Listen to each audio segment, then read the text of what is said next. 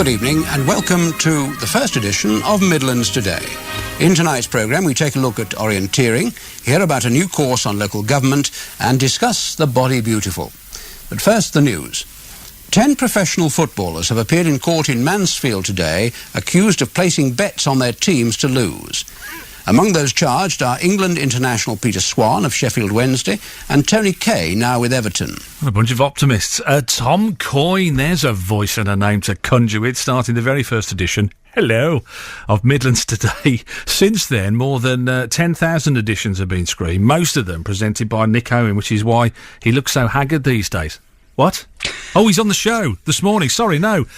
Most of them have been presented by Kay Alexander, who's had to retire because it was so shattering for her. Nick's with us this morning. Morning, Nick. Morning. Really average to be with you, Shane. Thank you very much indeed. 10,000 editions. How many? You totted up how many you've done in 17 years? No, but I've done 17 years. Can I just correct you on one point of information? That first voice wasn't Tom Coyne. It was a guy called Barry Lancaster. Oh. Who I actually worked with on BBC Local Radio. Barry Lancaster was the first ever voice. Tom Coyne was fairly soon after that. It's nice to know the journalism hasn't deteriorated at our end anyway, isn't it? That's the thing that I like in those 17 years. Do you know, I thought it wasn't. And, you kind of think, oh, you talk yourself in because it says Tom Coyne here. Did you work with Tom as well, were you? Or were you doing national stuff? I didn't work directly with him. I didn't work directly with him, but I was on local radio at Pebble Mill at the time that he was presenting Midlands Today. So I didn't really know him except to say hello in the corridor, and I found that quite awesome. Did you? Yeah, I mean, that was the thing, isn't it? Meeting somebody that you've seen on the TV, and I know a lot of people have similar disappointments with you nowadays. Indeed, when Barry Lancaster was giving a list of things that were going to be on that first ever Midlands Today, he talked about the body beautiful, so it's nice to know that nothing's changed. In terms of the programme itself and how long it's lasted, I mean, was it always going to be that we would be celebrating 50 years, do you think? Did you ever know a time where it was in question or in doubt? Not at all, no. It's an absolute institution in the nicest sense of the word, and the audience figures are absolutely astonishing for sort of regional television throughout the country as a whole, because actually between 6:30 and 7 is the most watched news half hour in the country, every day. It gets bigger audience than News at 10 and, the BBC News at 10, BBC at 6 o'clock and so on. That 6:30 to 7 has a tremendous following throughout the country, and I'm, proud to be part of that. Yeah, big pressure on you, though, to write a new joke every year?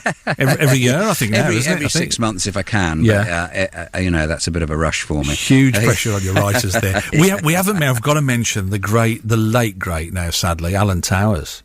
Oh, yes, he was a terrific character and a really marvellous bloke. Who resigned, didn't he, live on air? He actually used them, which you think, and do you know, obviously, and I was reading about it last night, and he was invited back to the reunion, so there was obviously no animosity held there, was there? No, I mean, I think people were a bit angry at the time, but it was all over in a flash, really. But it was, it was a pretty dramatic goodbye, wasn't it? Yeah. He got very miffed that he'd had his contract sort of cancelled and so on, and he was very, very disappointed. But a great character, a lovely guy, and I've known him since the early 70s, and he was a great friend. I actually went to his funeral. But have you ever thought of resigning on air, Shane? You're not the first person to mention that, Nick. Yeah, I mean, I'll sow the seed with you anyway. Thanks for that. I was just interested in you saying what a great institution Midlands Today is, and a lot of people have said that that's really where you should be. Yes, I've heard that.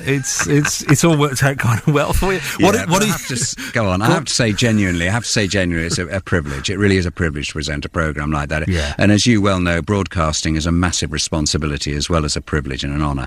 And I just think I'm very lucky I've been in television now 36 years and broadcasting 40 years, and I feel very lucky, and Midlands Today has been a massive part of my life. As I say, I've been 34 years in the Midlands, and of that, 17 years I've been presenting Midlands Today, and I just love it. I'm very proud of it. Well, I don't want to get too schmaltzy, but we're proud to have you. You know that. Are you going to have a cake for the 50th or anything like that? Will I get anything sent to me, or you believe? No. We might send cake out, but it'll be friends only, I'm afraid. Right, Shane. so that's me off the list of that one as well. Listen, have a great celebration in spite of everything. And more importantly, it's part of yourself. Nick, thanks for being with us this morning. Nice to talk to you, Shane. All the best, mate. A broadcasting legend, Nick Owen.